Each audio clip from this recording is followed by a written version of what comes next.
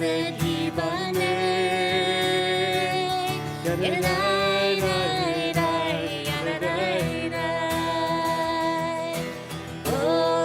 עולם חסד ייבנה.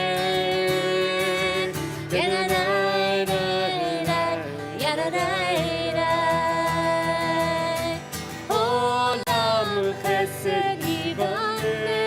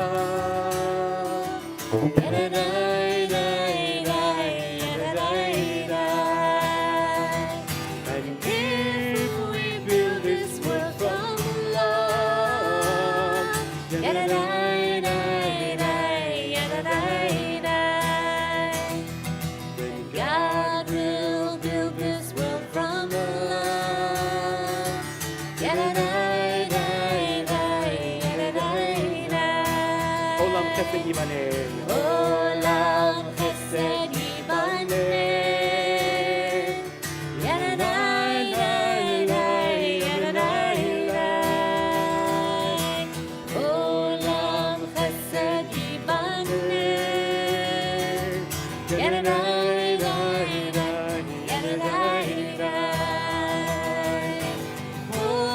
עולם חסד ייבנה. עולם חסד ייבנה.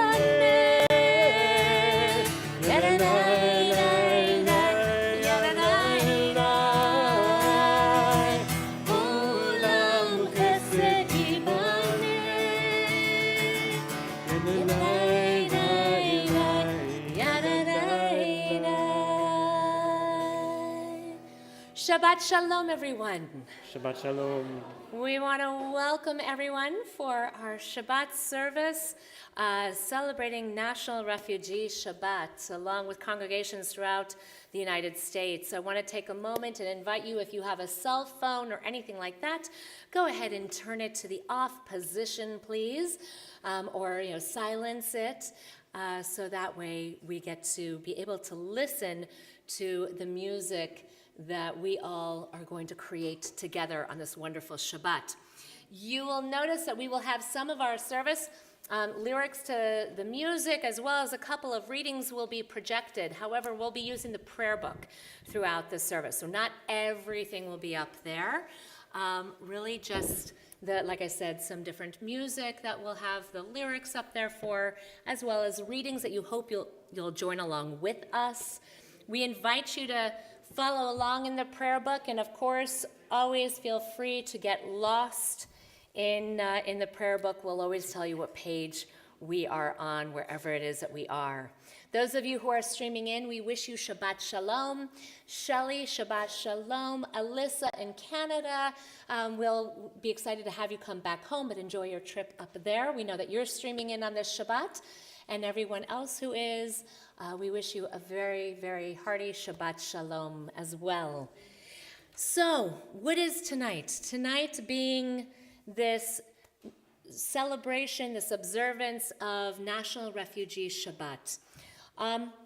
That really is connected with HIAS, the Hebrew Immigrant Aid Society, that was founded back in 1881.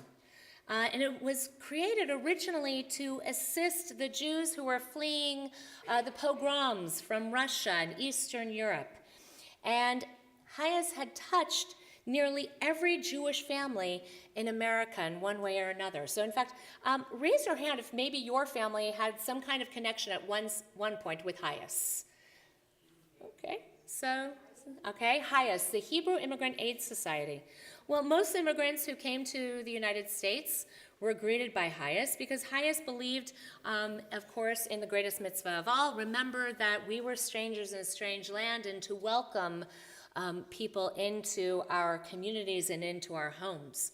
It established actually a bureau on Ellis Island in 1904, where they provided translation services, they guided the immigrants through the medical screenings, arguing before the boards of special inquiry to prevent deportations, and obtaining bonds of guarantee employable status, because they weren't going to allow immigrants to come into the United States unless they knew that they were going to be able to make a wage or would be able to live here and be supported. So they created these bonds, and they even installed a kosher kitchen, which provided more than 500,000 meals to new arrivals at Ellis Island. They also found relatives of detained immigrants, helped them make those connections here in the United States to help those families reunite with each other. Hayes has a long history of helping Jews come into the United States. Back from 1956, they assisted the Jews fleeing the Soviet Union. And also in 1959, they set up operations in Miami, rescuing Jews fleeing from Cuba's revolution. 1960s, Hayes rescued Jews from Algeria and Libya, and they arranged with Morocco's King Hassan for the evacuation of his country's huge Jewish community. 1968, Hayes came to aid Czechoslovakia Jews. 1975, following the fall of Saigon, the State Department requested Hayes' assistance with the resettlement of Vietnamese, the Cambodians, and Laotians. Did I say that correctly? Laotians, thank you. We're going to be hearing later on from Dr. Mai Phuong Nguyen, who is going to be sharing her story of when she left Vietnam after the war.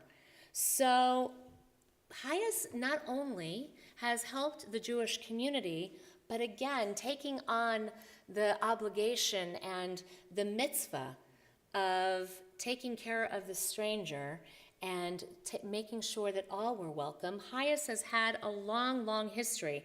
In fact, 130 years of doing work here in the United States, helping refugees escape persecution and resettle in safety, reuniting families who have been separated, and helping them build new lives in safety and freedom. That is what we tonight, what we celebrate, what we observe, what we hold on to, what we remember as an important mitzvah for all of us, that no matter whether a person is Jewish or of any other religion or identity or from where they come, all of us have the sacred obligation to care for those and who are in need of healing, those who are in need of safety. That's what we do as a community. How wonderful that the root of that began here in the United States with the Hebrew Immigrant Aid Society, and may its work continue for many years to come. So with that also, tonight we get to celebrate another mitzvah, a mitzvah of celebrating with bride and groom. So this weekend, we get to welcome Shana and Michael underneath the chuppah, the wedding canopy, to join their lives together. Now, you guys, your lives have been joined together for a while, but to join yourselves together in kiddushin of holiness and sanctity, and to bring together your families and your friends to celebrate with bride and groom, some of the greatest mitzvot of all. Well, tonight, we get to do this within Shabbat as well. So Shana, Michael, if the two of you will come and join us, we're going to first light our Shabbat candles. We're all going to turn in our prayer books to page 2. All right, Michael, you want it, or Shana?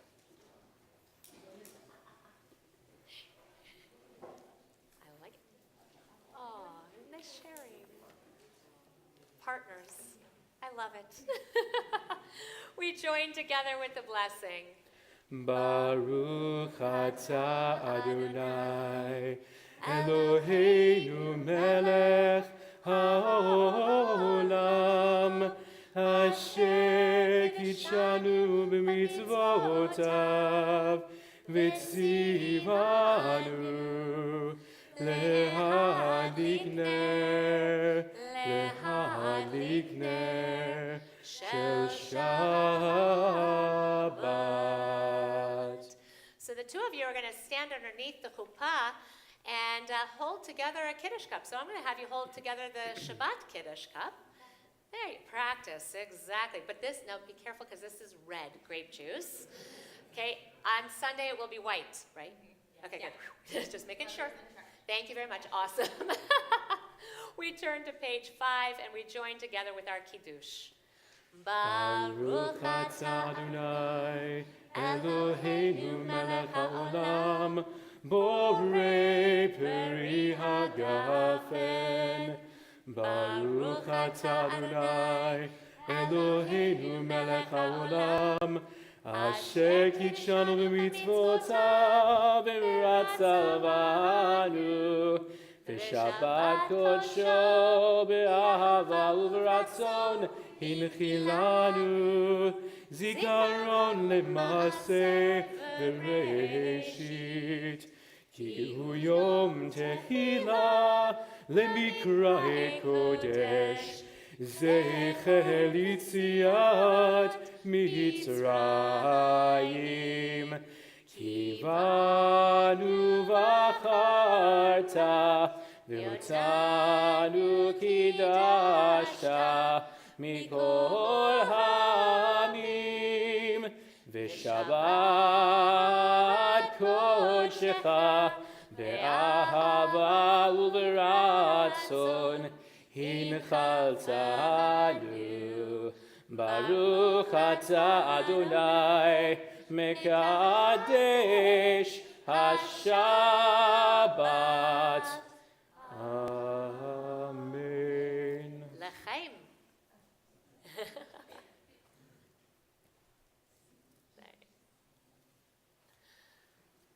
Wonderful. Why don't you set that right there? Come on over here.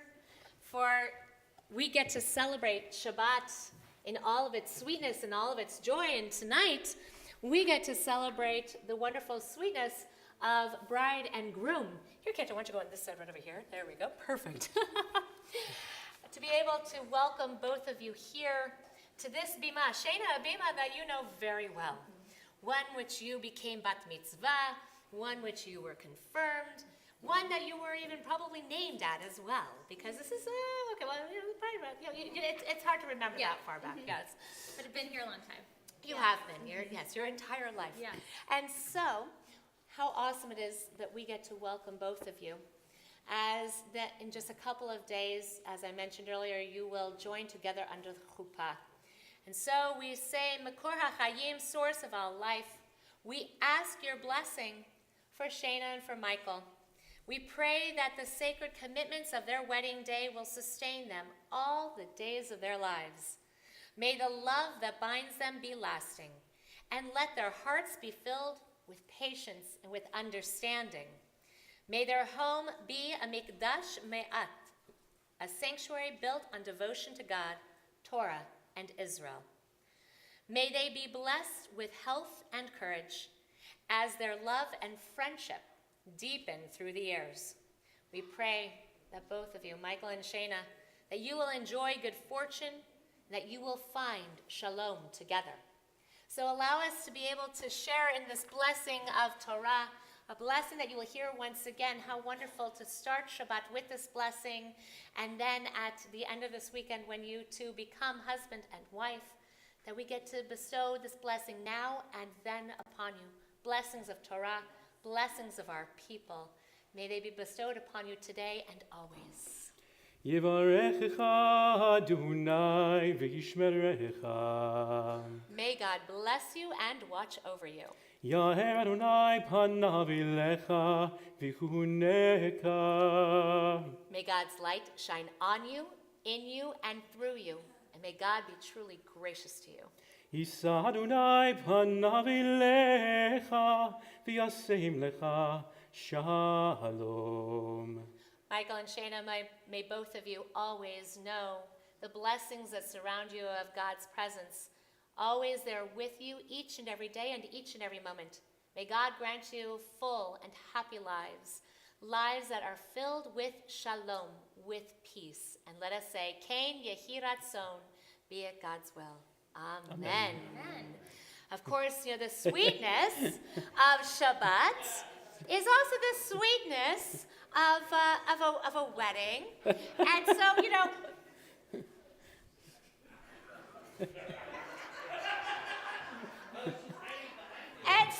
we now shower you gently with sweetness.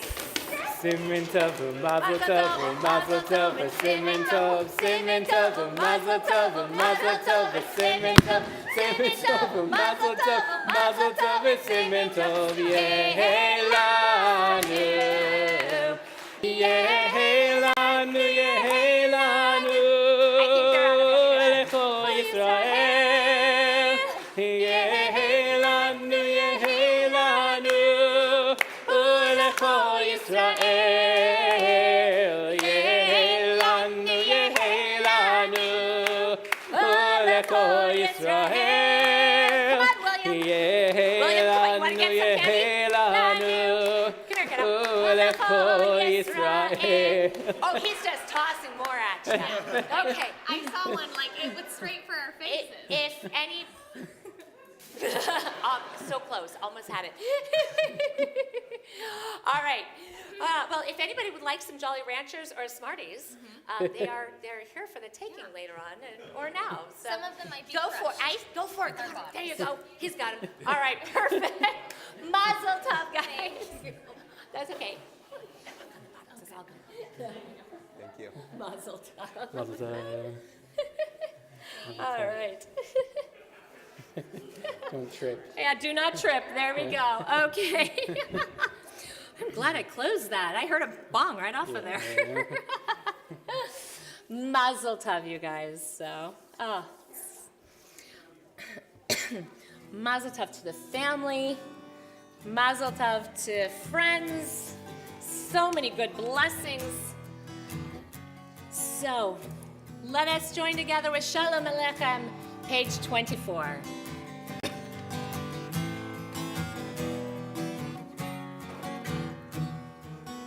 Ya la la la la, ya la la la la la, ya la la la la la, ya la la la la la la, ya la la la, ya la la la la la, ya la la la la, ya la la la la la la la.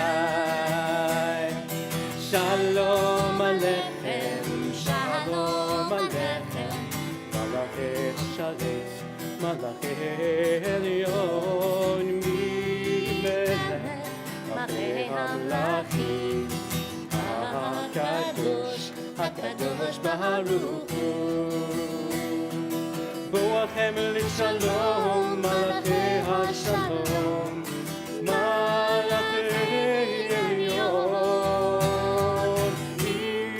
Melech Malachei Hamlachim HaKadosh Baruch Hu.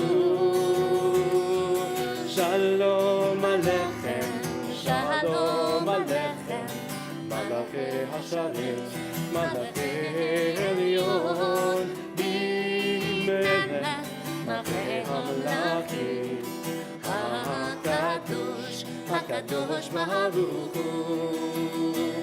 Malchuni L'Shalom, Malachei HaShalom, Malachei Elyon,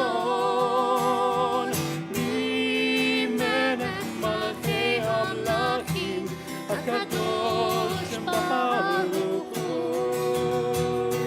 Shalom Aleichem, Shalom Aleichem, Malachei HaSharet, Malachei Elyon, B'melech Malachei Hamlachim, HaKadosh, HaKadosh Baruch Hu. Shuvchem l'shalom, return all you angels. Shuvchem l'shalom, Malachei HaShalom, Malachei Elyon, B'melech Malachei Hamlachim, HaKadosh Baruch Hu. Shalom Aleichem, Shalom Aleichem, Malachei HaSharet, Malachei Elyon, B'melech Malachei Hamlachim, HaKadosh, HaKadosh Baruch Hu.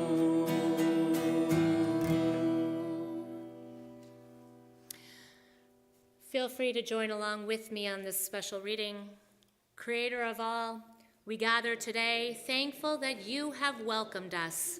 We give thanks that through our hardest times, God has heard our cry. Just as God has accompanied us on our journey, we are called to walk alongside those who have been mistreated, persecuted, and outcast. Together as a faith community, we are called to be a space of love and safe refuge for all people. Let us work together with refugees and immigrants from many different lands to welcome them in, and let us pray that the crisis in Syria might soon end, so displaced people can someday return to their homeland. As we wait for you to answer prayers, we recommit ourselves to be a welcoming congregation, lifting up immigrants and refugees in our midst, and preparing ourselves to advocate with them by our side. Amen. So we continue Chatzi Kaddish, page 26.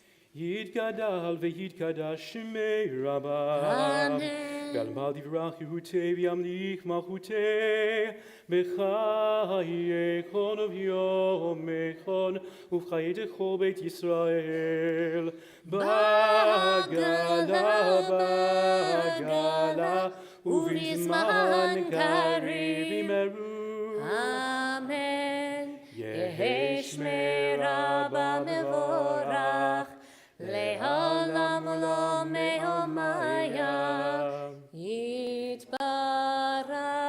יתברך וישתבח ויבהר ויתרומם ויתנשא ויתהדר ויתעלה ויתעלה שמי דקודשה בריחו. לעילא מן כל ברכתה ושירתה תושבחתה ונחמתה דמירון בעלמא. Amen. As we turn to page 28, we rise for Baruch Hu, our call to worship.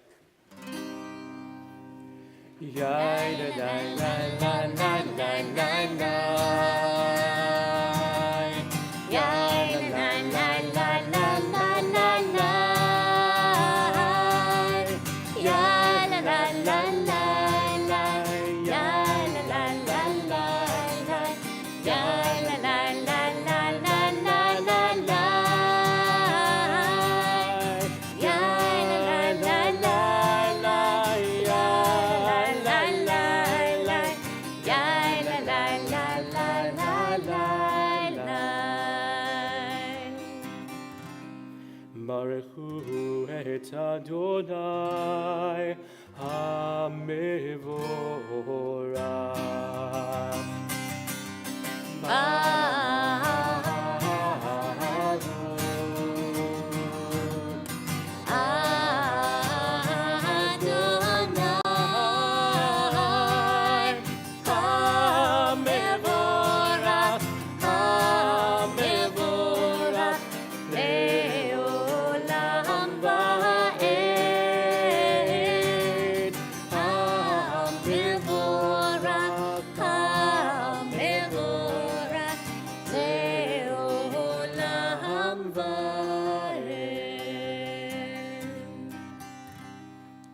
We continue on page 31.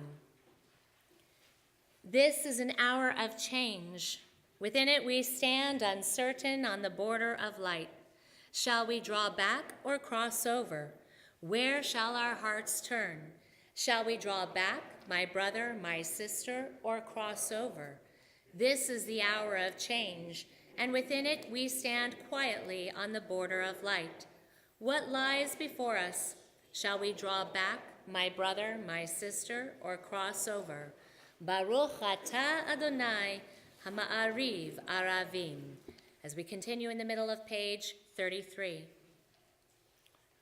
Wisdom and wonder, passion and instruction, story and symbol, all these things your Torah gives to us, and the more we devote ourselves to it, the more it grows and gives.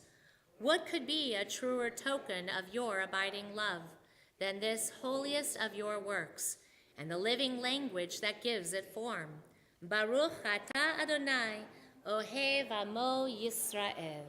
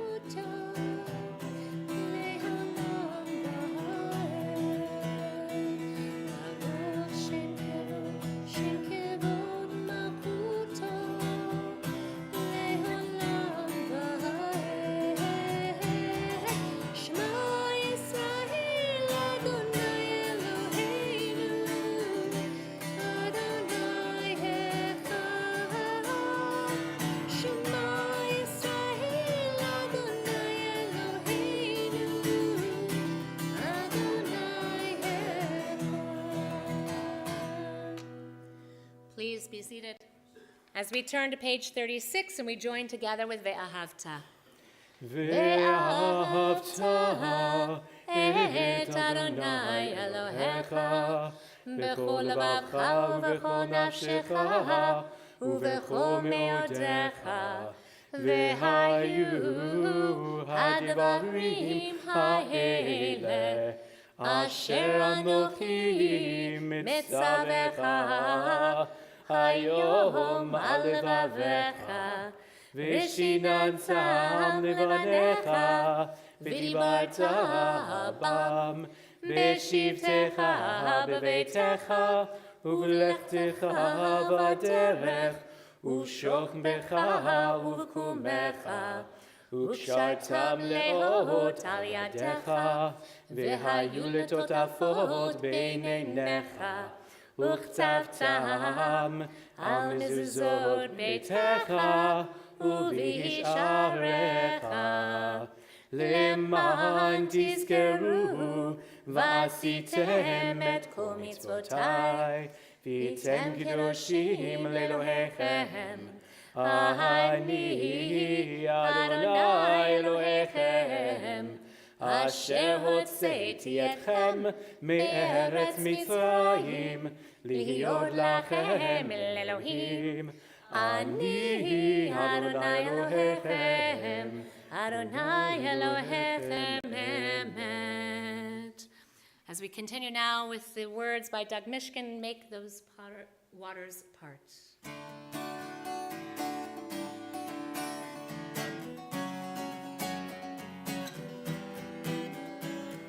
Let us retell the story of a struggle for the promised land. Let us remember how freedom is won, so our children will understand. Once we were slaves in Egypt, our people and our land were apart. But when Moses stood before that troubled sea, he could make those waters part. Once we were slaves in America, we were given white men's names. They scattered our families, they shattered our lives, while they kept us bound in chains. Then we marched strong in Selma. We looked the racists right in the heart. And when Martin stood before that troubled sea, he could make those waters part. Now we are slaves in our own time, the many at the hands of the few. And we who crossed the sea of slavery before must remember what we must do. In the name of the falsely imprisoned, in the name of all the homeless at heart, in the name of all the history that binds us, we must make those waters part. Somewhere tonight lives a free man, somewhere else freedom's just a song of the heart. We must find the river flowing between them, and we must make those waters part. Make those waters part.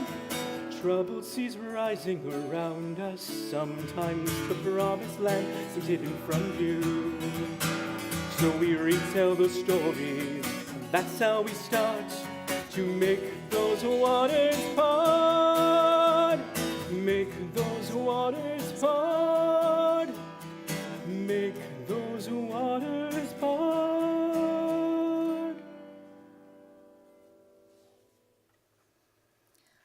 A prayer for refugees. We pray to you, Creator of the universe, who causes the winds to blow and the seas to rage, for the weary and the heart-shattered refugees escaping violence and bloodshed and war, who step into raging waters with an impossible prayer. It is safer than the ground on which they stand, clasping the hands of their children, desperate for life, without the horror of bombs and bloodshed and rape. Last month, we built our sukkah, tall enough to stand underneath, wide enough to fit a table to eat and to feast, and to gaze up and see the stars, protected, stable, portable, enduring. As we hammered the nails into our sukkah, we meditated on the mitzvah, leshev ba'sukkah, to dwell in the sukkah. We are blessed, for when it rains or is too cold or inconvenient, we go inside and dry ourselves, warmed by the illusions of our contentment. But too many of our sisters and brothers, war in Syria or atrocities in their homes, countries, have no shelter, no safety, no prayer for dwelling in safety. If the sukkah stands for anything at all, let it be a shelter for our divine empathy, that we hear the cries of the oppressed and do God's work to walk with them to freedom, to provide shelter, warmth, and food, and who, like our ancestors, set out on an epic journey to freedom. We must be awakened by the call for each of us to conscience.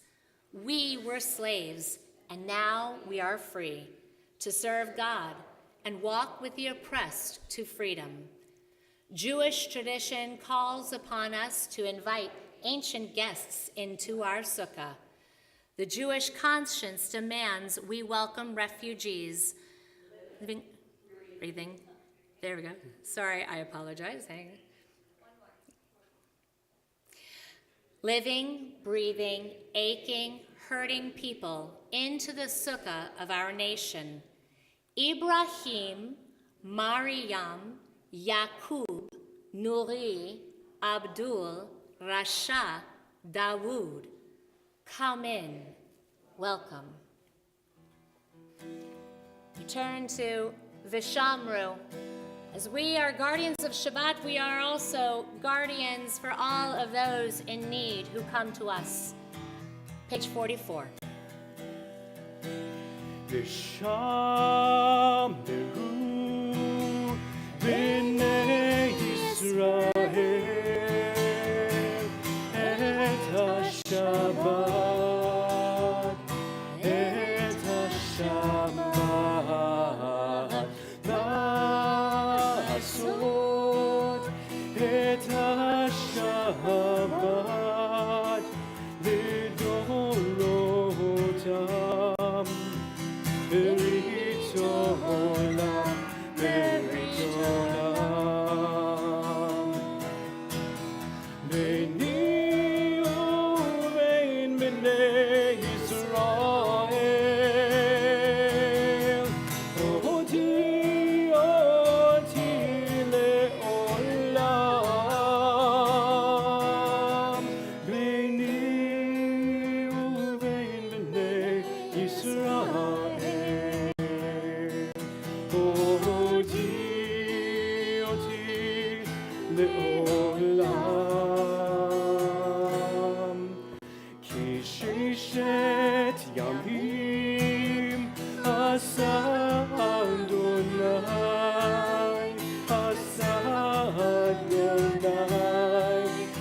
השמיים ואת הארץ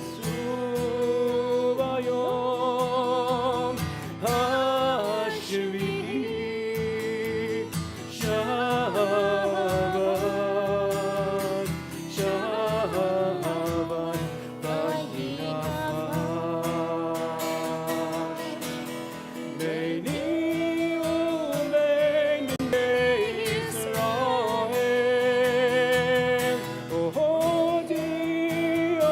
אותי לעולם ביני ובין בני ישראל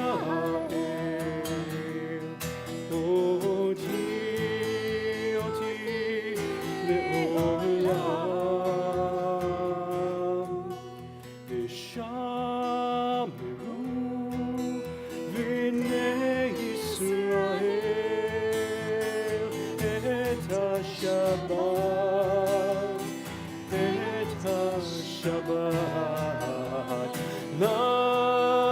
לעשות את השבת לדורותם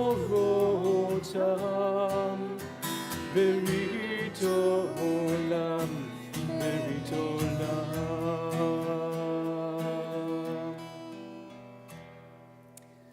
We rise now for the Amidah, beginning on page 46.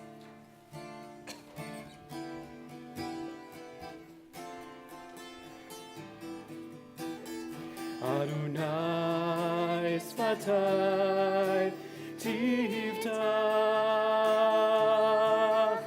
Adonai sfatai tiftach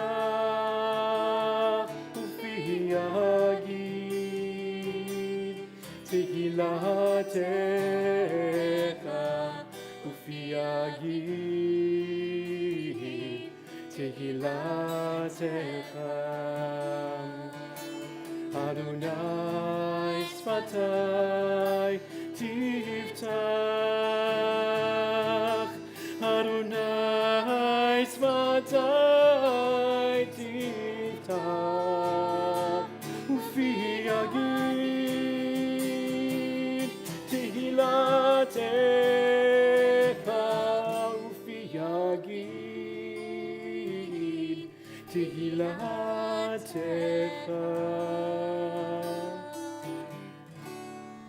Baruch atah Adonai Eloheinu v'Elohei avotenu v'imotenu Elohei Avraham Elohei Yitzchak v'Elohei Yaakov Elohei Sarah Elohei Rivka Elohei Rachel v'Elohei Leah האל הגדול, הגיבור והנורא, אל עליון, גומל חסדים טובים, וקונה הכל, וזוכר חסדי אבות ואימהות, ומביא גאולה לבני בניהם, למען שמו באהבה, מלך עוזר ומושיע ומגן.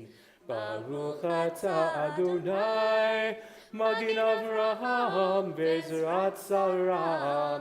אתה גיבור לעולם אדוני, מחיה כל אתה רב להושיע, משיב הרוח ומוריד הגשם, מקלקל חיים בחסד, מחיה הכל ברחמים רבים, סומך נופלים ורופא חולים, ומתיר אסורים, ומקיים אמונתו לשני עפר.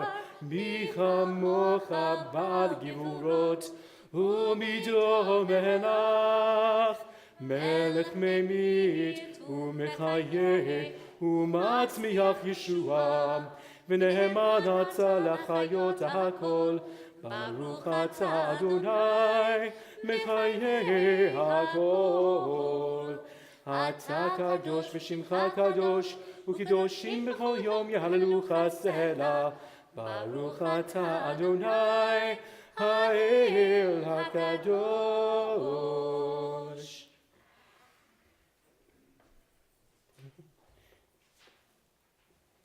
Please be seated.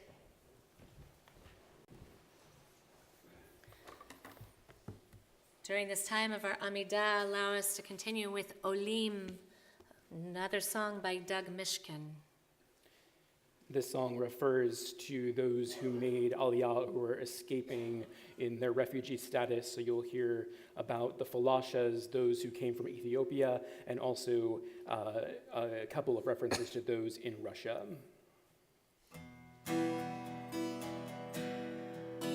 Our skin is black, our skin is white, our names are African and Muscovite, our family trees in disparate lands. We speak in languages you don't understand. Strapped to our backs is all we own. Trapped in our memory is all we've known. Wrapping our arms around freedom's air, clasping our hands in grateful prayer. We are Falashas no more, we are refuseniks no more. No more is freedom just a distant dream. We are Falashas no more, we are refuseniks no more. We are your brothers and your sisters, Olim. We didn't know the what or when of how our people came to now from then, but we know who we are today, and with our children we can say we are Falashas no more, we are refuseniks no more. No more is freedom just a distant dream. We are Falashas no more, we are refuseniks no more. We are your brothers and your sisters, Olim. Our people's dream is not yet done, for all of Israel is not yet won. You've kept us strangers is your plan, while you ignore what you don't understand. This is our home, this is our land, this is our destiny and our demand. This is the place where we belong. This is the time to sing this song.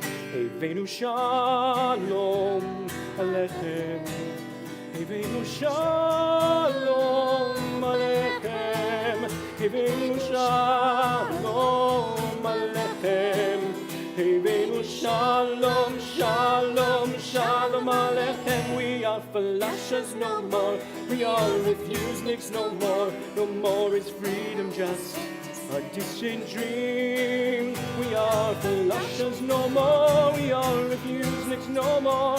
We are your brothers, your sisters, Olim.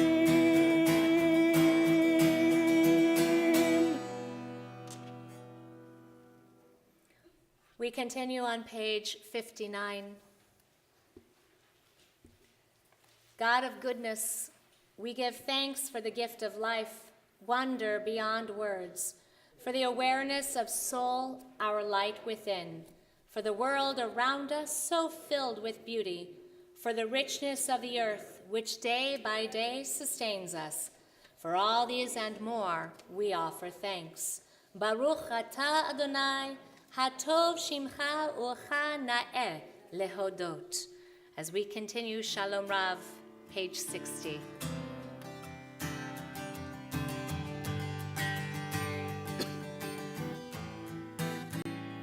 Shalom Rav al Yisrael Amaka Tasim Leolam.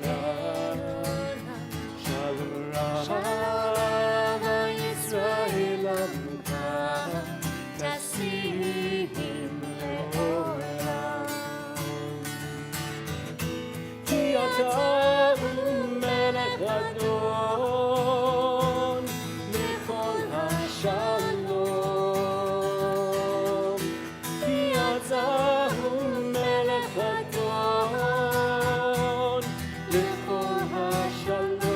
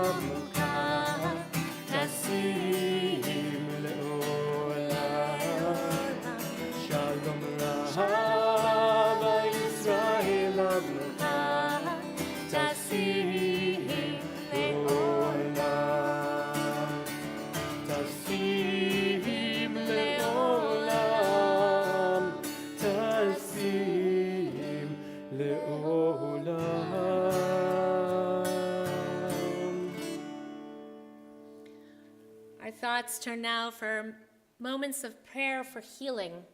Healing for friends, for family, healing within our community, and healing within our world. For those who are in need of healing of mind, of body, and of spirit. Page 253. Mi sheberach avotenu v'imotenu Avraham, Yitzchak v'Yaakov, Sarah, Rivka, Rachel v'Leah. Hu yivarech et hacholim. I invite you as I face in your direction to please, if you'd like, share names of those that you would like to include in this prayer of healing.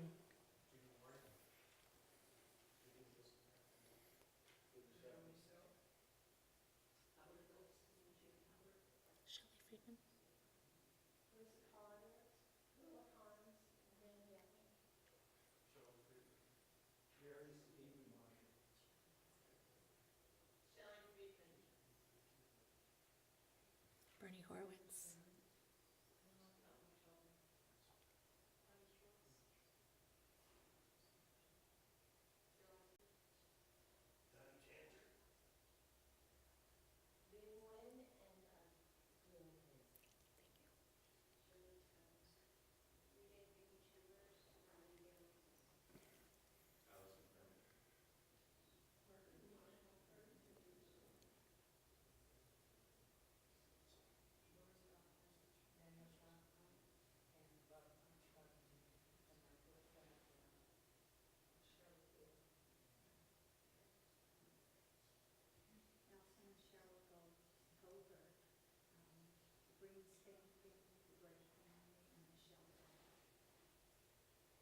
Marie Reinmold.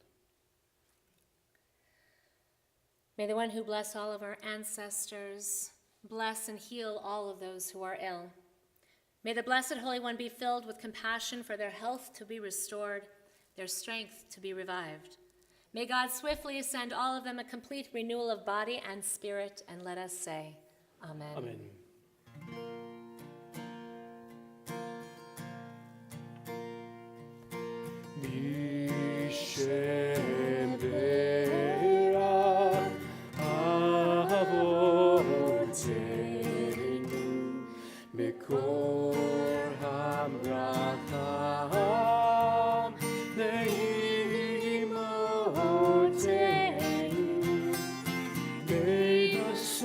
Of strength who blessed the ones before us, help us find the courage to make our lives a blessing, and let us say Amen.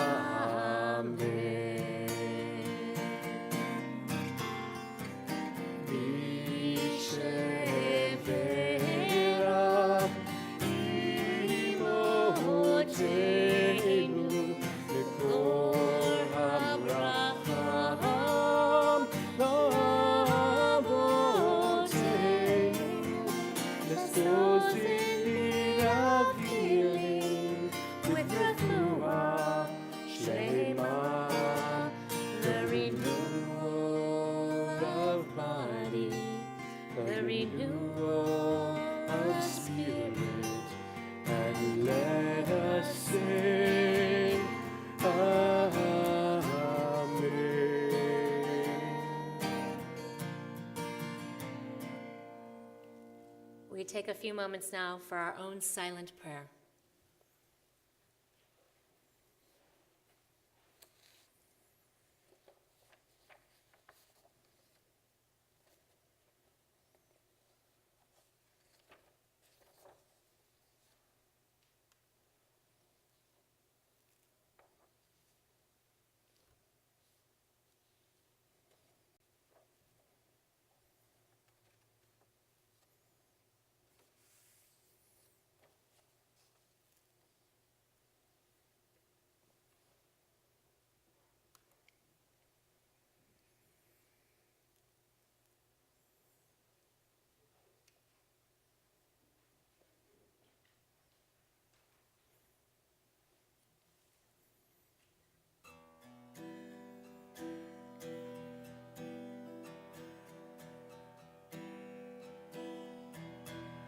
This song is specifically about the thoughts that were carried by many of us here in America in the 80s and 90s, thinking about those in Russia trying to escape or stuck within the country. No grass grows over Babi Yar. Nature will always remind us of the brothers and sisters left behind us. Anatoly, as long as you are there, we the children of Israel share your prayer. Anatoly, as long as you're not free, neither are we. Anatoly, as long as you are there, we the children of Israel share your prayer. Anatoly, as long as you're not free, neither are we. No light shines in your prison cell. All of the words that you've spoken shows your spirit burns brightly, it hasn't broken. Anatoly, as long as you are there, we the children of Israel share your prayer. Anatoly, as long as you're not free, neither are we. Anatoly, as long as you are there, we the children of Israel share your prayer. Anatoly, as long as you're not free, neither are we. We'll smuggle in books, and we'll smuggle in hope, and we'll smuggle till they let you march through freedom's door.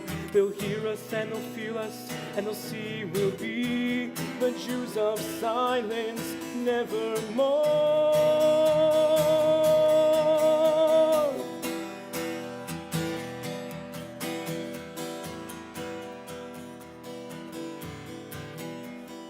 Mother Russia, hear us now. The rest of the world won't believe you, till your children who choose to are free to leave you.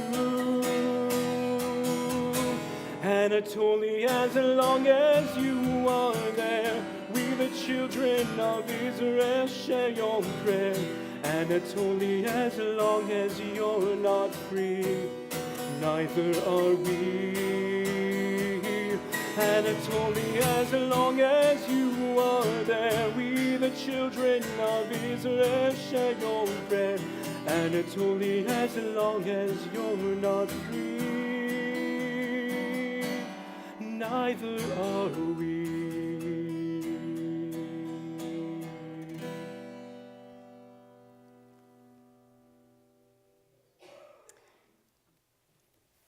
So tonight, in honor of our National Refugee Shabbat, it is a pleasure to invite up a very special guest who I would like to sincerely thank Barry Leschowitz for introducing us to. Dr. Mai Foon Nguyen is her medical training has taken her around the world, focusing on building healthier communities and cultivating relationships between people of diverse cultures and environments.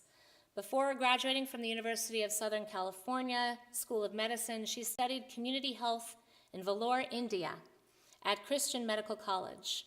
She has also volunteered in public health projects in Mexico, Honduras, Ecuador, and Vietnam.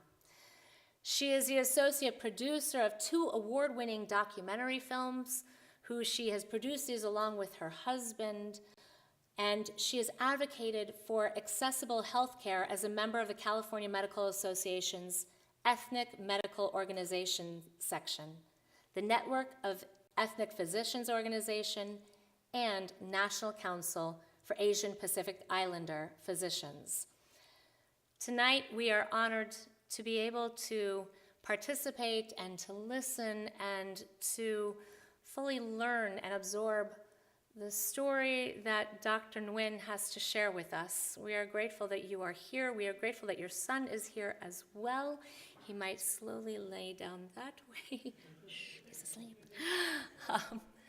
But we look forward to having you come and to join us up here. So Dr. Mai Phuong Nguyen, please come and join us.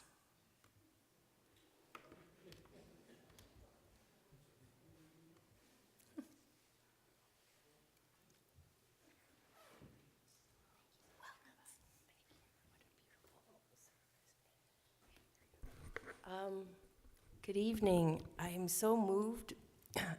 I get tearful pretty easily because in Vietnamese it's called mít ướt, which means you get yourself wet easily by crying. I have a wonderful slide presentation. I don't know if those of you sitting there can see it, so I'm happy if you want to scoot over here. And actually, when I speak to audiences, I make you get up and move because I'm one of these annoying doctors that believe in exercise. Keeps you young and healthy and your blood flowing. So can you see all that? Because I have some really cool vintage pictures from, did I do that? Mic, so it'll pick you up, no worries. Oh, There you go. it wasn't God saying No, welcome you, here? yeah, you don't have to get real close to it. You're great. Okay. No, God wants you. Yeah. I'm also a stand-up comic, so pardon me. It's such a pleasure to be here to speak to you on National Refugee Shabbat. I've never been to a Jewish temple. I have many Jewish friends. I know a little bit about the tradition. I know a lot about other faiths, and Barry met me because I'm part of the Interfaith Council of Stanton and Westminster. So it's such a humbling experience to sit in the pews and listen to your commitment to current-day refugees. I am a byproduct of a refugee experience that started in 1975 when I was 6 years old. And for the grace of God or whatever forces, I've been led into this journey, of caring about refugees. And sometimes you stand in front of communities or audiences that don't really know what that means. But obviously here in your temple, it's very important to your practice. So it's just an overview, and this is a very busy slide, and I know that I shouldn't make my slide so busy, but I just wanted to go through it with you. Sorry, in advance. How do I get this slide onto the big screen? Because how do I make this over here? I see. Oh, looking on the wrong side. Okay. So I'm going to share a little bit about my childhood refugee exodus out of Vietnam because it's remarkable, and this is a little bit of a history. I see the folks here are of age that you would remember the Vietnam War. I speak to young people who have no idea what that was. And when I went to high school, we had one paragraph about the Vietnam War. And now in my son's age, I think we have 3 paragraphs about the Vietnam War. And it's quite funny, but it's quite sad because if we don't learn the lessons of these wars that we wage around the world, we keep producing refugees, right? So I'm going to tell you a little bit about that, and then I don't know if you know, but there was this huge, massive exodus out of Vietnam around the 29th and 30th of April 1975, and the war was considered ended at 30th of April. So in the Vietnamese community, we call it, depending if you were on the winning side of the communist north, it's the day of liberation. My family was part of the losing side in the south, which fought alongside with the U.S. government. So we call that dark black April. So it just depends on which lens you're looking at. And so as a product of that, large, massive people were evacuated by the U.S. military, and up to 130,000 people within a week's time. And so we were flown or went onto boats to Guam, which was about 7,000 miles from Vietnam. And does anybody know where Guam is? What ocean? The Pacific, right? And the amazing thing is, as an adult, as a physician, I had the opportunity to go back to Guam and live there for 3 years, from 2001 to 2003. And I consider it the best 3 years of my medical career because I got to live in paradise and became friends with some wonderful Chamorro folks. And then from Guam, you had to find a way to get to the States. And so there were 4 refugee camps, all military bases, and we ended up in Indian Town Gap, Pennsylvania. And you had to wait in these camps until somebody cared enough to sponsor you out. And similar to, I can remember so clearly as a child, a Lutheran church sponsored out, and we were able to integrate into a place called Reading, Pennsylvania. And I didn't know anything about the Lutheran community, but we would go to church because the families wanted us to. And so I think that began my appreciation for what faith communities do, care about people they know nothing about across the world. And our first Christmas, so the war ended in April. We were on Guam, I think, for about a month, and then we landed in Indian Town Gap for, I don't remember. But then we were sponsored out, and it was about Christmas time. And I mean, this community of faith practitioners cleaned up an old townhouse, and I remember taking off all the paint, and they provided us a beautiful first Christmas, a tree, presents, everything. We'd never had Christmas because I come from a Buddhist tradition of my family. So I'll get into all those stories, but the overview is then eventually so my parents were in Virginia, and then there were no job opportunities. My father suffered quite a bit of racism because this is post-Vietnam War. We're Vietnamese, we were the enemy or the ally, depending.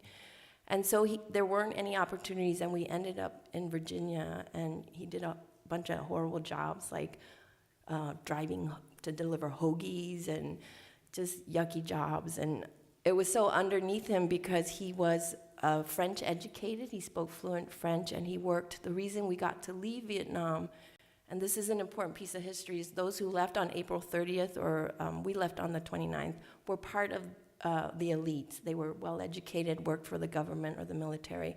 My father worked for the press secretary, and his job was to translate the news that came across the telepress into French or English. And so he knew that the end was coming. And so by the grace of God, we had ways to get out when many people did not. And so we got to DC, and then I lived there until I was 18, so I had a very progressive liberal education in Fairfax, Virginia. And then eventually we migrated to California because my father eventually landed a really great job, and it's his religion now. He became a life insurance salesman for New York Life.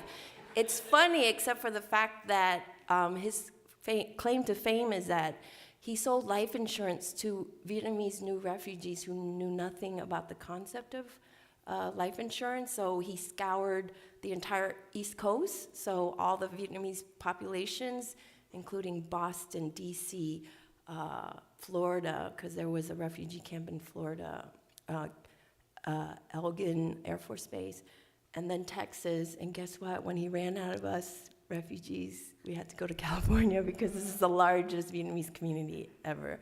So in 1987, I went with my dad to go west, right? And I ended up going to UC Irvine, and at the time, I have 4 siblings. My father convinced me to come because, his rule was you couldn't go to DC and go to like Washington University, or the really cool schools like George Washington, because they're too expensive. I had to stay home, and the local school was George Mason. Has anybody ever heard of George Mason? Well, he was an important person way back when, but I didn't think I could get into med school, so I went to the library, and remember the Dewey Decimal System? I looked up UC Irvine, and it was made in 1968, 1 year older than me, and I was like, wow. I'm not going to get into Harvard, right? But it was lauded as a great school. So I came out here, and eventually I ended up with this organization that changed the course of my life forever. And that young organization was called Project Ngaup. Ngaup means jade or pearl. And Project Ngaup was started a year after I started at UC Irvine by a bunch of idealistic students who cared about what was happening with the refugee camp situation in Southeast Asia. So I want to tell you a little bit about Project Out because my message today is together we can make a real difference, and everyone can make a difference if you have your sights on helping others. And so these are all I'm going to run out of time. And then lastly, I want to draw parallels between the Vietnamese refugee experience in the 70s, 80s, and 90s with our current day Syrian refugee crisis. at least this audience knows what's going on. Many people don't even know, because since 2015, when our current president issued the executive order to stop accepting Syrian refugees, we don't really hear about it in the news, and yet it's raging. Millions of people are leaving Syria still and dying on the sea or on land, and it's hard to know that so many people don't know about it because we have a selective press. So that's my messages, and the tagline for our little student advocacy group, Project Up, was together we can make a difference. And I'll tell you what amazing things a bunch of young students did. So in the fall of Saigon, these are kind of iconic pictures. I didn't get off, actually, we escaped not on this helicopter, but one of these large military aircrafts. They look like whales that open up at the back end. And because we knew we went to the local airport called Tanzanyuk, and I remember it was dark, like either sunrise or sunset. And as a little kid, you didn't know what was happening, but there was this huge noise of it's a helicopter. Well, that's really cool, right? And but what I remembered was that I was pierced by dirt and rocks because it was kicking it up, and we didn't know what was going on, and we ran into there, and they shoved as many people in it as possible, and it took off into another meeting place. If you ever saw the movie with Mel Gibson, oh my God, it was about, what is it called? The Year of Living Dangerously. That Exodus scene is very similar. So within a few days, the U.S. military evacuated about 20,000 people, and my family was so lucky to be one of them. And it was called Operation New Life, and so we went to Guam, and there was a whole tent city, and these are pictures of what it looked like in Saigon. So the tanks, if you don't know, so the North Vietnamese were communists fighting the South Vietnamese nationalists, and it was a very protracted, icky war that killed a lot of people, but on April 29th and 30th, the tanks rolled into Saigon from the Central, which, I don't know if you've seen all these wonderful, yucky movies about the Vietnam War, but most of the fighting was in Central Vietnam. And so the slide on the right is kind of what it looked like. You know, those of us who wanted to get out, we were climbing the fences of the U.S. Embassy. My family didn't have to do that because, again, my father was in the know as what to happen. So this was the big thing that looked like the whale that took my family out. And then the picture on the right, these aircraft carriers out, the 7th Fleet in the Pacific got too overloaded. So in order to kind of get more people out, they kind of got rid of these helicopters. And then when I went back to Guam in 2001, I wanted to retrace our steps. There's no signs of it, but it's in a place called Asan Beach, which is a beautiful resort area, sort of. And this is an aerial view of what the tent city looked like, and it had to house over 100,000 people. And Guam is tiny. It's a 4 by 8 mile island. So we took up a lot of space. And the picture on the right, I chose this from an archives because I remember queuing up and getting our rations. And it was American food, right? And I remember eating tuna and graham crackers and loving it because I was hungry, but it was very different from what we were eating at home. So this is just a little more history about the mass exodus. And so the U.S., because of guilt or because obligation to take care of these Southern Vietnamese that had fought alongside the U.S., President Ford at that time allocated quite a bit of money in the order of $400 million. And I bring this up because currently there's a lot of anti-immigration, anti-refugee sentiment with our current administration in the White House. And so people make comments like, well, they cost a lot of money, they're such a burden to our country, they take up a lot of resources, like health care, et cetera, and I'm here to prove that we actually contribute quite a lot.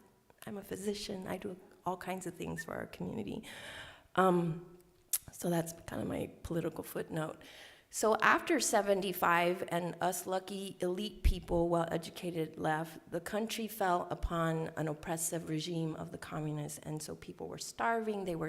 Those who fought against the communists were sent to these re-education camps, which were like horrible places, and so people started leaving in huge floods, kind of like what the Syrians are doing right now. And you might have heard of Vietnamese boat people, because people were leaving for almost 20 years on boats. They would sell everything for gold and then buy their seats. And this is not uncommon, where it's just a kind of a rickety boat, doesn't really have a roof, and they're on the high seas for days on end, sometimes even a month. And so then they suffer all the ravages that had been mentioned in some of your verses, like the elements, storms. Then because they were leaving so much, then the Thai pirates, modern day pirates, would come and take their gold, because they're carrying gold, hoping that wherever they landed, they would have some kind of currency. And then the women started getting raped, and then they started getting kidnapped, and then sold to prostitution in Thailand and Southeast Asia. So the story is very, very sad and tragic. So as I learned this history as an adult in college, I started feeling quite guilty. This is called survival guilt, right? My family, we didn't have an easy refugee experience, but compared to being raped and sold into prostitution and dying of hunger and watching your family die on a boat, I was pretty lucky. And so I was motivated by this survival guilt to do something. So when I heard about Project Out. So in terms of what was happening in the world, this went on for over a decade and a half. So the first asylum countries, which were the surrounding countries like Malaysia, Indonesia, British Hong Kong, Singapore, and Thailand, they were receiving 200,000 people by the 1980s. And so these refugee camps that were kind of makeshift, and who takes care of this?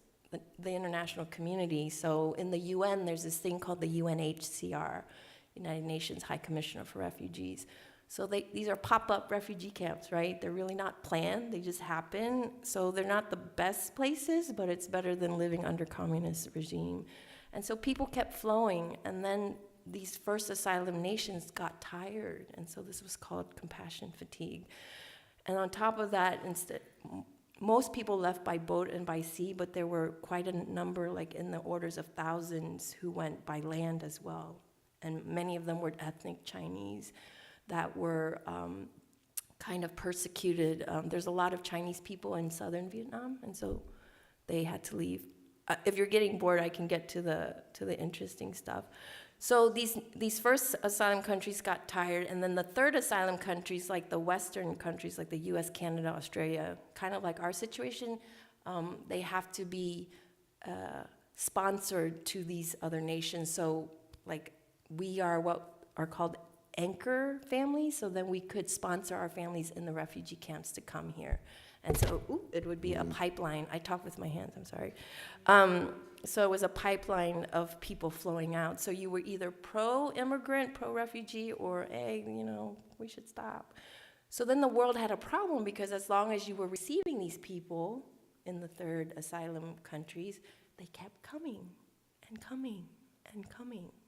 And so the international community finally in 1989 convened this thing called the International Refugee Convention in Geneva, where representatives from these refugee camp countries in the first asylum countries, along with the US, Canada, and the third asylum countries, got together, scratched their heads, saying, how are we going to stop these people from coming? Well, at that point, they were starting to say, Vietnam's such a bad, horrible country. A lot of these people weren't. The definition of a refugee is a political asylum seeker who left because of political persecution. An economic migrant is somebody who leaves a country looking for a better life. So they then define very clearly who is a refugee and who's an economic migrant. And then they had to pick arbitrary demarcation, 1988. Anyone who comes after 1988 to these first asylum refugee camps, they have to prove that they're a refugee. And so the UNHCR then convened this body of people that have all these rules, and it's called the Comprehensive Plan of Action.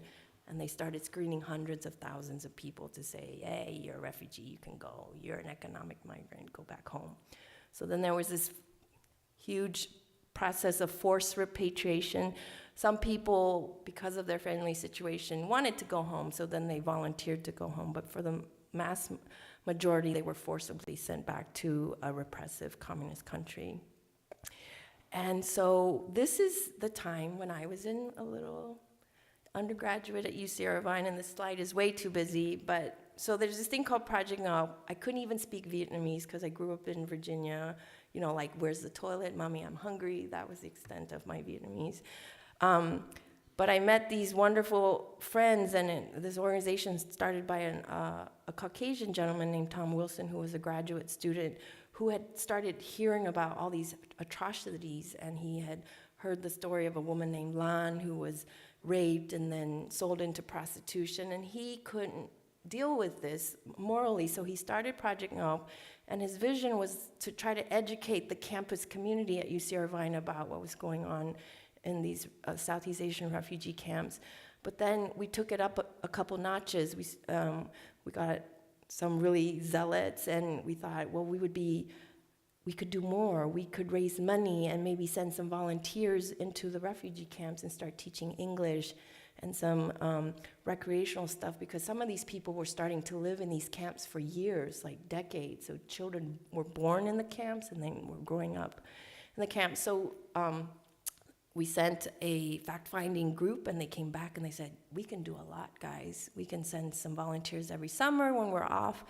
And so we embarked on sending volunteers 2 to 4 every summer to go in the camps, and we chose a camp in Hong Kong and one in Thailand. And how did we raise this money? Because it's not cheap, you know, to buy tickets. We did this. We had a booth every weekend, every Saturday and Sunday. These are some of my best friends for life. And we passed out flyers about what was going on in the refugee camps, and we kind of made little pamphlets about what we were doing in the summer programs. And to the Vietnamese community's credit, they were incredibly generous, because Little Saigon is a community of previous refugees. So, I mean, we're talking collecting $5, $20, $30, an occasional $100, but we were able to raise thousands of dollars every year to send a couple volunteers to the camps. And what did they started doing? And these were zealots. I mean, the folks we sent were the most courageous because they were committed. You have to live among the refugees. You know, all the diseases, diarrhea. It's not a lush place. It's not like a hotel. The toilets don't always work. But what you see here are the artwork. So we started raising money and sending art supplies like paint and crayons, and the refugees were incredibly talented, and they had so much emotion and things, and they wrote letters that they asked the volunteers to bring back to send to their family members in the West. But we got hundreds and hundreds of beautiful artwork, and you can see them at the UCI Southeast Asian Archives now. But they would say things like, don't forget about us, or freedom. What's this one say? Boat people cry for freedom. That's actually an art exhibit, but you know, these refugees or these asylum seekers were just, and the one in the right-hand corner, I can't really see it, but it says something about we need to live free. And so we started bringing them back to UC Irvine. And we're like, what do we do with all this? So we saved it, and we gave it to the librarian. And at the time, there was no Southeast Asian Archives. It was a broom closet. But there was this woman named Anne Frank who said, this is important. You need to keep this. And so she collected it. And now it's a world-class Southeast Asian Archives that was started by, yes, an enclave of undergraduate students that cared. So, like I said, I went to Irvine from 87 to 91. And the Geneva conference happened in 89, and we knew about it, and so we wanted to do something about it.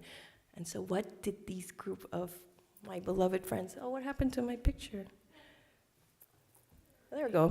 Perfect. So, whoops. I don't know what I'm doing. So this picture, so then we convened a council for refugees on the UCI campus to teach ourselves and the campus community what was going on, because we wanted to raise money and send delegates to Geneva. Can you imagine? I did not have the audacity. The folks who had the audacity were people like Tom Wilson and the gentleman to the, I wish I had a pointer, but he's in the blue shirt standing up. His name is Tan Nguyen, and another gentleman named Anton Lambu. They just didn't even question it. They said, we're going to send 8 delegates. And I'm like, how are we going to send 8 delegates? Oh, I forgot to tell you, they voted me as the third co-chair, not even speaking Vietnamese. So the first chair is the man squatted down in the front row. His name's Van Tran. I don't know if you remember him. He actually became an assemblyman for California. Yeah, I have some opinions about Van. He's like Alex P. Keaton from Family Ties. He, I think, grew up wearing a tie. So when I first met Van Tran, I thought, wow, this man is so eloquent. His English is almost as good as mine, you know, and I'm just kidding. He was so eloquent, and he was able to mobilize all of us and get us all excited. So we then raised a bunch of money, sent 8 delegates, and what did those people do? They sat in front of the Geneva conference. They staged a hunger strike. My beloved friend, who is now an internal medicine, Dr. Where is Khan Von Khan, she researched how to starve herself, and she was in charge of this hunger strike, and they starved themselves, I think, for 5 to 7 days. And they were passing out leaflets, and they were shaming third asylum countries like the US, like, you caused this war, you participated in it, and now there's all these people languishing, you have to accept them. And I don't know if we made a difference, but I think we did, because, you know, the Vietnamese refugees kept going. But what was important is these 8 people came back to the campus all fired up. We got to do more. We can do more. And so what did we do under my administration as a non-speaking, Vietnamese-speaking? They got me a Vietnamese-speaking co-chair, Hung Vu, my beloved friend, because we did newsletters up the yin-yang. And this was before all this technical stuff where you're cutting and pasting pieces of paper, and then you were translating English to Vietnamese, and it was crazy, but I got skills now. I can do newsletters. And so we did the summer programs, and then we started a DC internship because we knew we had to lobby the US government. So then we sent a powerhouse woman named Vin, and she, alongside with an organization called Indo-Chinese Resource Action Center, walked the halls of Congress and lobbied, and she's tiny, but she made a difference, and I think we changed legislation to serve it. And to the point that refugees contribute to the countries that they get integrated into. The gentleman that I said started Project Help, he now started an organization called Social Assistance Program to Vietnam, and they do summer mobile clinics and orthopedic surgeries. And we're all dressed up because they do an annual fundraiser to raise, you know, a couple $50,000 to run these programs. And all these folks are UCI graduates. They're so good looking. And so Hung, my co-chair, is the man standing next to me. I mean, he had braces, glasses, so dorky, but, you know, we dorks rule the world, right? And then as I grew up, I became a doctor. I went through the LA riots, had my own post-traumatic stress disorder. And I don't know how to run a camera. I met this man named Duc Nguyen at a thing called the Vietnamese International Film Festival at UC Irvine, done here. And he showed a piece of his student work, and it was such a powerful story. And we made something called Bolinao 52. It's a story of one boat that left in '88, so that demarcation, these people had to prove that they were refugees, not economic migrants, and they couldn't, and so they were stuck in the Philippines for a long time. But what was landmark about the Bolinao 52 folks was they were at sea for 37 days, and so they started seeing everybody starting to die from thirst and hunger. And so in order to survive, out of 110 original folks on the boat, only 52 survived. So it's kind of representative of the refugee experience. We think that only half of the folks who went out to sea survived. But what was really gruesome about this ship was that they ended up having to cannibalize the folks that died in order to live. And so you get that shock factor, right? So I knew this was a story that could be told. And the truth is, the US Navy teaches about the Bolinao 52 incident to say, I'm sorry, I forgot a big piece. They were passed over by a USS Dubuque, and they were too busy going to the Persian Gulf to fight another war, so they gave them some beef stew and said, good luck, see you later. And so after that, the people started dying, and so when they found out about this later, it was like, shame on USS Dubuque. And so that was a story into itself, another sub-story. And so this is a great story. So because I have skills from Project Now, I met this man. I didn't really know him. I said, you need to tell this story. We need to raise some money because you got to go to the Philippines. And the reason it's called Bola Now is because who rescued these 52 people, survivors? It was poor fishermen from an island called Bola Now in the Philippines. So poor fishermen did the right thing, what a big, huge U.S. Navy ship could not do. And so I said, we have to hold a fundraiser, Duke. And he's like, how do you raise money? I was like, well, you go back to Little Saigon and, you do something. And so I cold called Loretta Sanchez because she's a friend to the Vietnamese community. If you don't know her, she's a congressman representing us in this area. And she's very sympathetic, and she knows a lot about the Vietnamese experience. And she said, sure, I'll be your keynote. And I said, oh, okay, so what else are we going to do? Let's go back to UC Irvine and resurrect Project Now artwork and photos and frame them and then have an auction. And then I was a doctor at that time, so I reached out to some rich doctors, and one of them is Dr. Quinn Q, who is quite well known. She runs something called Project Vietnam Foundation. She goes to Vietnam and does medical clinics. She's a pediatrician. Her husband is an anesthesiologist, so he makes real money, right? So they're quite wealthy, and they live in Santa Ana. So she donated beautiful artworks that were pricey and worth something, and so, I auctioned it off, and we raised $10,000 in one evening, which is a lot of money for, a starving filmmaker. And then we did the budget. It's like, okay, you have to fly to the Philippines, and then you want to go to Okinawa because part of the story's in Japan. $10,000 is not enough. So what are we going to do? We're going to go to Northern California in San Jose because there's more Vietnamese people up there, right? And we did the same thing. And I was able to raise another $15,000. So with $25,000, we were able to make 2 movies. So the first one was Bola Now 52, this shocking story with cannibalism, and it got national PBS broadcast, which is a big deal because I don't think anybody's ever told our story on that platform.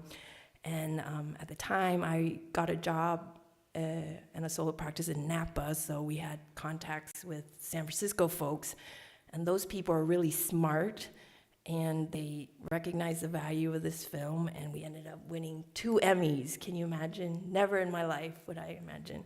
So we won for Outstanding Film for that year and Outstanding Music Composition, which is another story. And a few years later, Duke had enough to pull together a movie, another story called Stateless, and it talked about a large group of people that were left stranded for 17 years in the Philippines. And we worked with a refugee advocacy group called Voice, and they housed us for cheap, and we worked together. And because of the advocacy at Voice for the last 10 years, they were able to convince an organization called the International Organization of Migration to come out and rescreen these people that had initially been rejected. And so Stateless followed their journey, that some of them were accepted and came to the United States, and it ends with them coming to LAX, and it's a beautiful story. And so in 2013, at the place where I met now he's my husband, so 2013 minus 5 is 8 years later, we finally got this movie to bear life, and we won their Spotlight Award, and at the end of the film festival, the audience chose it as the Audience Choice Award.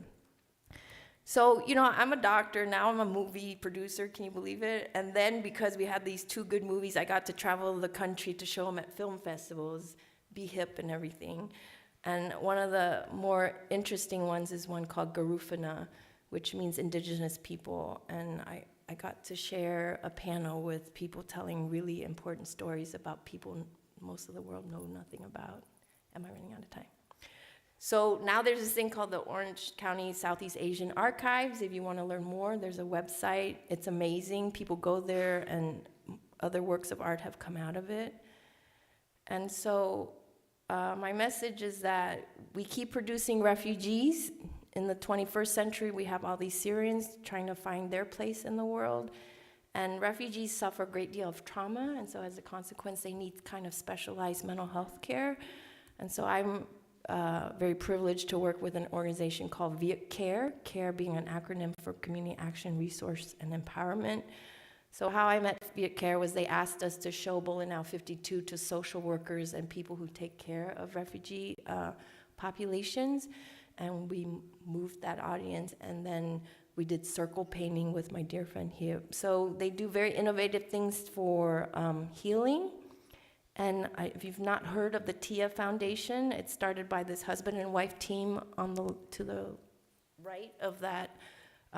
So Maimuna and Shukri Katan have started this wonderful organization. She's from Africa and he's Arabic. And together they do things like host back to school backpack drives where they give away backpacks full of school supplies to Syrian kids or children, new refugee immigrants. And so if you don't already know, there is a Syrian refugee crisis, and we were about 1 million people leaving Vietnam, but in Syria already it's 12 million people, just the order of magnitude. And we hear nothing about it here in Orange County, right? In 2016, if you don't remember, that baby that washed up on the shores of Turkey, Alan Kurdi, kind of shook us up for a little while, right? And then we forgot all about it later. And then Angela Merkel, the Prime Minister of Germany, I think got a lot of accolades for accepting 800,000 Syrian refugees that year. In comparison, in 2016, President Obama accepted 12,500. I think we could do a little more. And if you don't already know, President Trump has issued an executive order in 2017, and so we're not really accepting Syrian refugees. And so again, we can all make a difference. With all this stuff that was happening, the Vietnamese community partnered with the Syrian and the Arabic community to host something called Walk for Refugees in October. I think it might be 2016 because it was after the baby washed on the beach. And so it was just bringing two communities together, raising awareness, walking hand in hand and saying, hey, we can work together. And by golly, on that same day, I started something called Walk with a Doc. It's a national walking program. But at the time, I was the chief medical officer of a federally qualified health center called, it's now called Southland Integrated Care.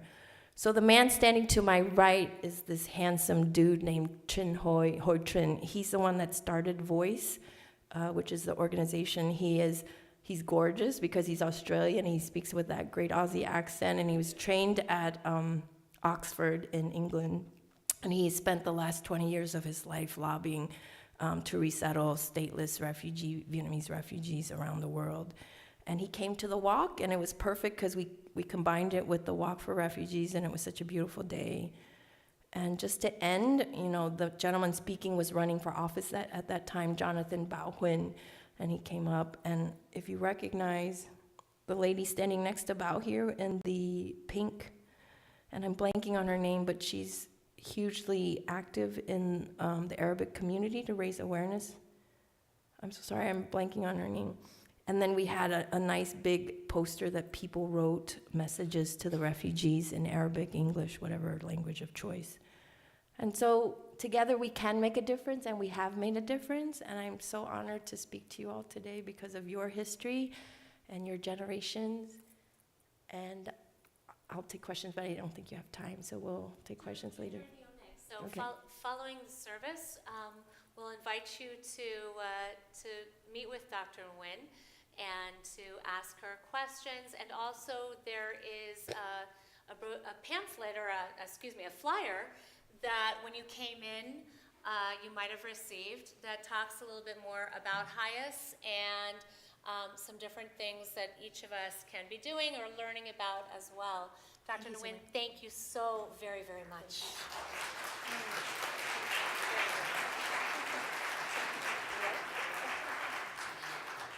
Very briefly, I'd like to invite forward Mitch Cohen to share, there we go, some things that are going on. I have no notes, so I'm going to do this, I'm going to wing it. I think about what I did during 1987, 1991 at UC Santa Barbara, and it was nothing like what you did, so I really appreciate the hard work you do. There are currently over 8,000 Jews in Ethiopia that want to resettle in Israel, and they're being used as a political football right now. So that's a charity. My dad is working on raising awareness for that cause, but if you want to talk to me about it later, I'd be happy to discuss it with you. Let's see. Lots of stuff going on here, and it's always a conflict sometimes when there are two things and we can't be in the same place at the same, two places at the same time. Next weekend, I'll be in Arizona at the JNF National Conference. There's a contingent of 18 of us going from Orange County and Los Angeles. At that same time, on Sunday, the URJ is having a leadership conference at B'nai Tzedek in Fountain Valley. For a low price of $10, you can attend that. And as your, before I know it, I'll be the next president. What keeps me up at night is who is going to serve, who wants to serve, who wants to help this community. This event on the 28th, which is Sunday, at B'nai Tzedek, is a place where you can say, what's it being serving a synagogue? What is that all about? So I strongly encourage those of you that are here, those of you that might be watching, ask me about it. Let's talk about it. And more importantly for this, here are the announcements. And more importantly for this synagogue, in 2 weeks, is it 2 weeks? We welcome our Czech Torah scroll back. So those of you that had the luxury of writing, a letter in that Torah, that Torah is coming back. So we have the gala. And if you notice on here, there's going to be all kinds of great things that we're going to be auctioning off. And the whole weekend, starting with the Friday night service, Saturday the gala, and even on Sunday, we've got a big barbecue. So there's something for everyone to do that weekend, the first weekend of November. So I also want to highlight, we have a name now for our young adults group called the TBS Jewlennials.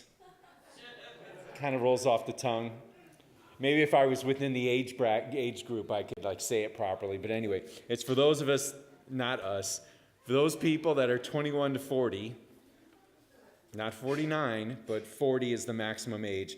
They're having an event coming up on Friday, October 26th, where they're showing Jewish lore and superstitions. Wow. Oh, and they're hosting a movie.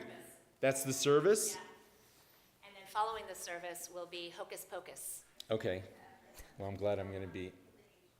Oh, you don't? Oh, great. Now, had I known. Well, I'll be in Phoenix sharing a hotel room with my 76-year-old dad, so neither one of us qualify.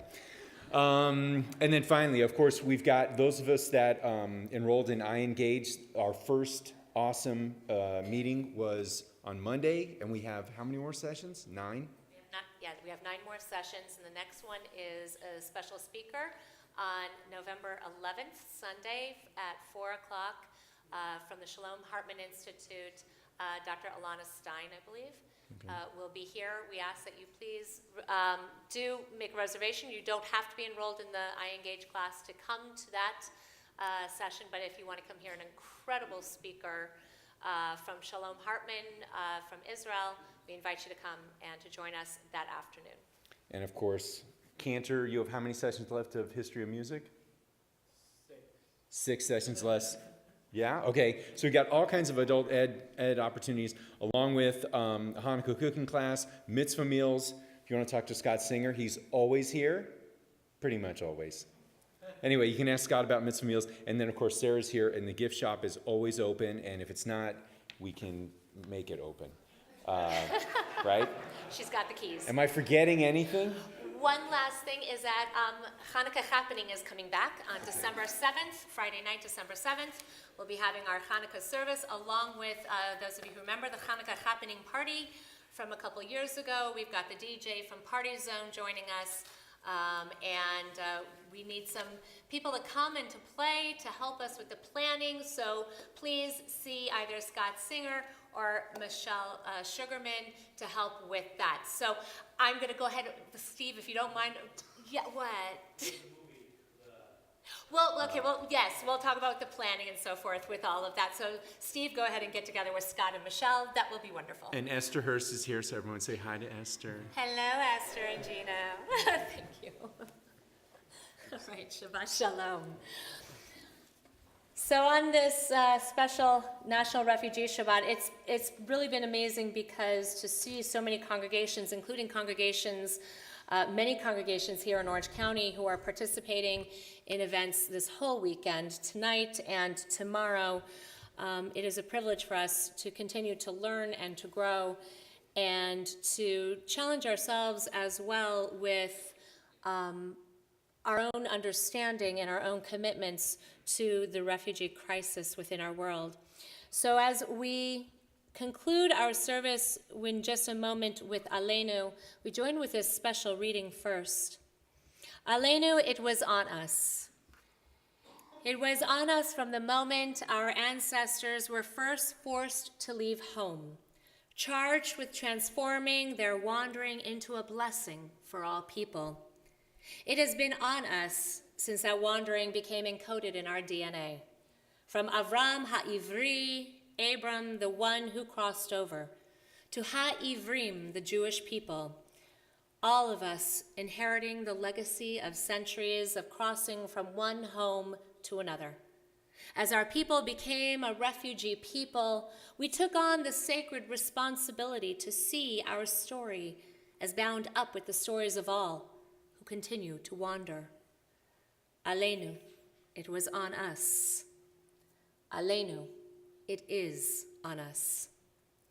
Love the stranger as you would love yourself, for you were strangers in the land of Egypt, God said.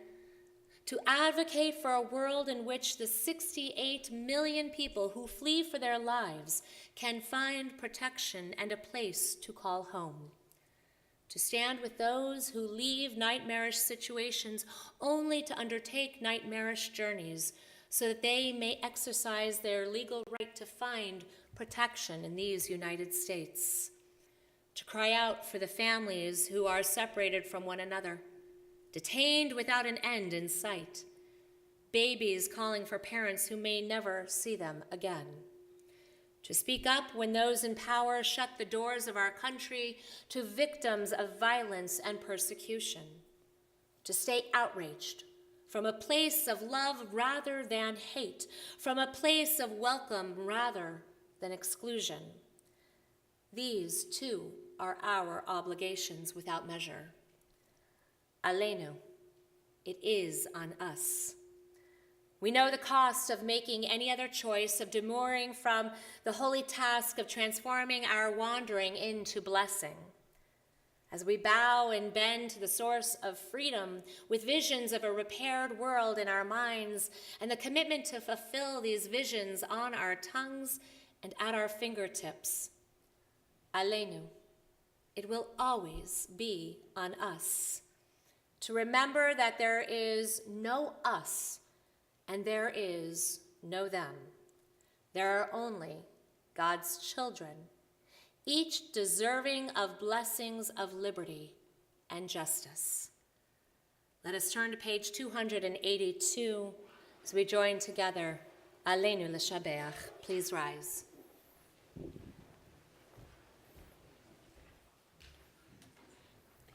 עלינו לשבח לאדון הכל, לתת גלולה ליוצר בראשית, שהוא נוטה שמיים ויוסר ארץ, ומושב יקרו בשמיים ממעל, ושכינת עוזו בגובה מרומים, הוא אלוהינו אין עוד. ואנחנו קוראים ומשתחווים ומודים לפני מלך מלכי המלכים הקדוש ברוך הוא, ונאמר והיה אדוני למלך על כל הארץ ביום ההוא יהיה אדוני אחד ושמו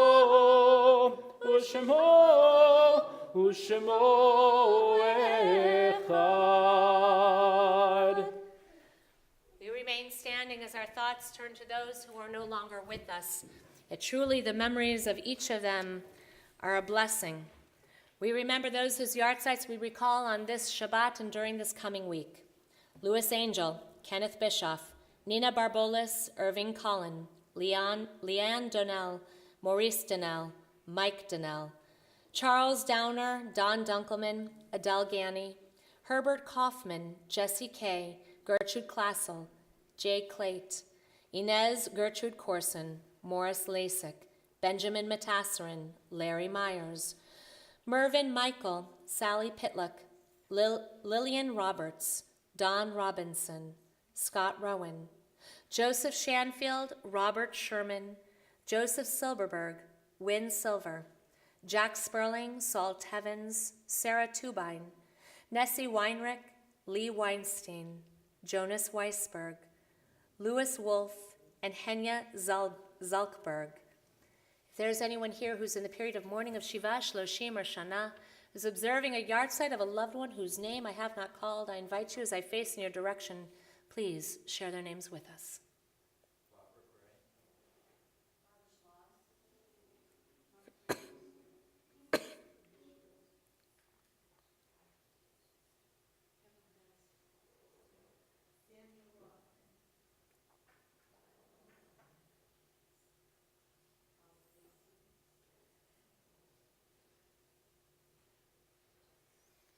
For all of them and for all those who have given their lives al Kiddush Hashem for the sanctification of God's holy name, and for all those who have no one to say Kaddish for them, for all of those whose lives have been lost in seeking freedom and seeking a place where they could call home, we take all of them into our hearts with our own. So we join together Kaddish Yatom, our mourner's Kaddish, page 294. Yitkadal v'yitkadash shemei Rabbah, Be'alma divrach yurtei v'yamlich malchutei, B'chayechon u'vyomechon u'v'chayei d'chol Beit Yisrael, B'gala u'v'zman kariv v'imru, Amen. Yehei shmei Rabbah mevorach le'elam l'omei olmaya, Yitbarach v'yishtabach v'yitpa'ar v'yitramam v'yitnaseh, v'yitadar v'yitalev v'yitalal shemei d'kudesha b'richu. Leila min kol birchata v'shirata, tushbechata v'nechemata, d'amiram bi'alma v'imru amen. Yehei shlom Rabbah min shemaya, v'chayim aleinu v'al kol Yisrael v'imru amen.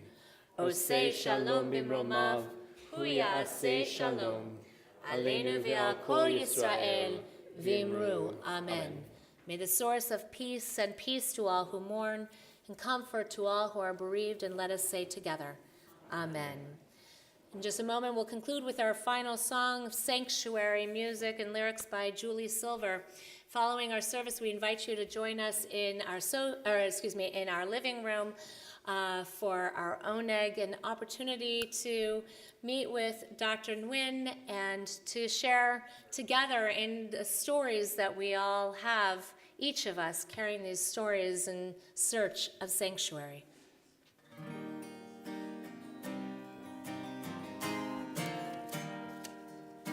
When one of us is suffering, we all feel pain. When one of us is stumbling, we fall again and again. All of us are slaves until all of us are free. Everyone needs sanctuary.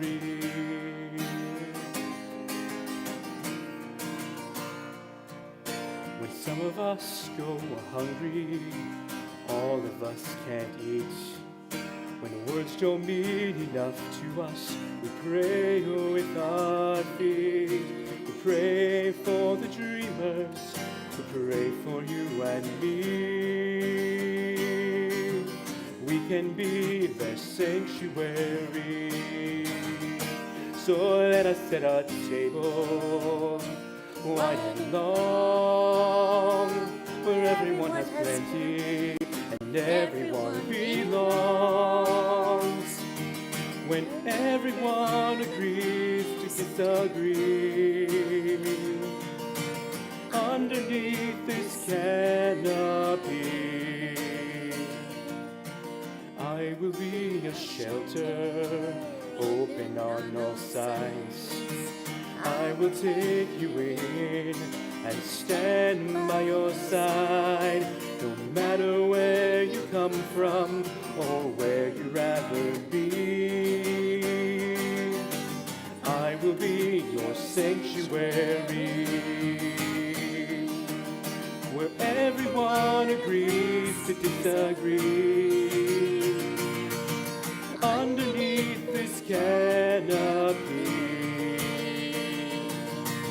so stand up and sing, let your voices ring, bring what you can bring, and be a sanctuary. So stand up and sing, let your voices ring, bring what you can bring, and be a sanctuary. So stand up and sing, let your voices ring, bring what you can bring, and be a sanctuary. Shabbat Shalom.